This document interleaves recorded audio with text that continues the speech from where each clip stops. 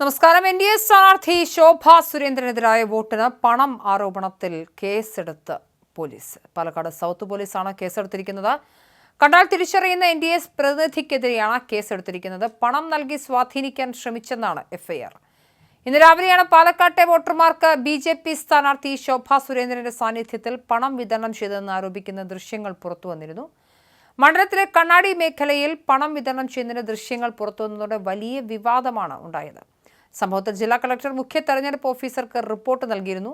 പണം ലഭിച്ചെന്ന ആരോപണം പ്രധാന സാക്ഷി നിഷേധിച്ചെങ്കിലും സംഭവത്തിന്റെ ഗൗരവം കണക്കിലെടുത്ത് കൂടുതൽ വിശദമായ അന്വേഷണം ആവശ്യമാണെന്ന് ജില്ലാ തെരഞ്ഞെടുപ്പ് ഓഫീസർ കൂടിയായ കളക്ടർ വ്യക്തമാക്കിയിട്ടുണ്ട്.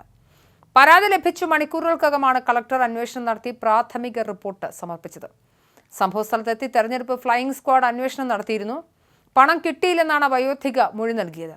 എന്നാൽ സംഭവത്തിന്റെ ഗൗരവം കണക്കിലെടുത്ത് കൂടുതൽ വിശദമായ അന്വേഷണം ആവശ്യമാണെന്നും കളക്ടർ റിപ്പോർട്ട് നൽകി. റിപ്പോർട്ട് പരിശോധിച്ച് കൂടുതൽ നടപടിയെന്ന് മുഖ്യ തെരഞ്ഞെടുപ്പ് ഓഫീസർ അറിയിച്ചിരുന്നു.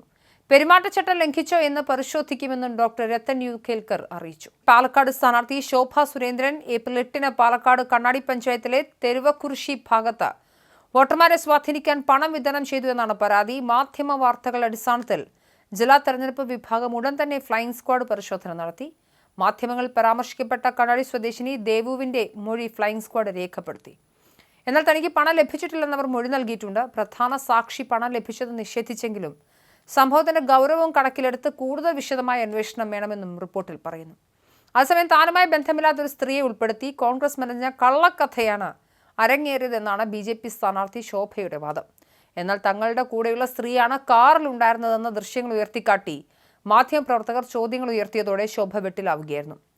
കാറിലുണ്ടായിരുന്ന സ്ത്രീയുടെ ദൃശ്യങ്ങൾ വ്യക്തമല്ല എന്നായി പിന്നീടുള്ള വാദങ്ങൾ.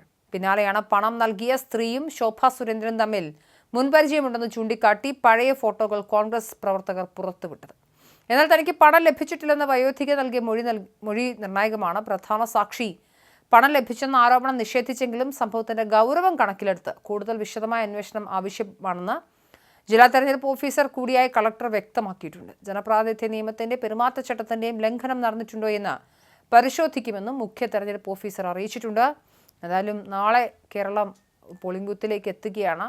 കേരളത്തിലെ വോട്ടർമാരെ പണം കൊടുത്തും കിറ്റ് നൽകിയുമൊക്കെ സ്വാധീനിക്കാമെന്ന് വിചാരിക്കുന്നിടത്ത് ജനാധിപത്യമാണ് അന്തരിക്കുന്നത്. അങ്ങനെ ചെയ്യാൻ പാടില്ല. ഒരു ജനപ്രതിനിധിയാണ്. ജനങ്ങൾക്ക് വേണ്ടി നാളെ നിയമം സംസാരിക്കാനുള്ള, നീതി സംസാരിക്കാനുള്ള ഒരു വ്യക്തിയാണ്. ഇത്തരത്തിൽ പണം നൽകി ജനങ്ങളെ സ്വാധീനിക്കുക എന്നുള്ളത് അത് ജനാധിപത്യമല്ല, അത് പണാധിപത്യമാണ്. അത്തരത്തിലുള്ള നീതികേടുകളിലേക്ക് ജനപ്രതിനിധികൾ തന്നെ പോകുന്നത് ക്രിമിനൽ കുറ്റമാണ്. എന്തായാലും ശോഭ സുരേന്ദ്രൻ പ്രതിയാക്കപ്പെടുന്ന ഒരു പരാതി വന്നിരിക്കുന്നു. ഇതിൽ കണ്ടാൽ തിരിച്ചറിയുന്ന BJP നേതാവിനെതിരെയാണ് കേസെടുത്തിരിക്കുന്നത്. എന്തായാലും അന്വേഷണം നടക്കുന്നുണ്ട്. എന്നാൽ പണം സ്വീകരിച്ച ദേവു എന്ന് പറയുന്ന 65 വയസ്സുകാരിയായ വ്യക്തി തനിക്ക് പണം ലഭിച്ചിട്ടില്ല എന്ന് നിഷേധിച്ചിട്ടുണ്ട്. ഇതെന്തായാലും നിർണായകമാകും.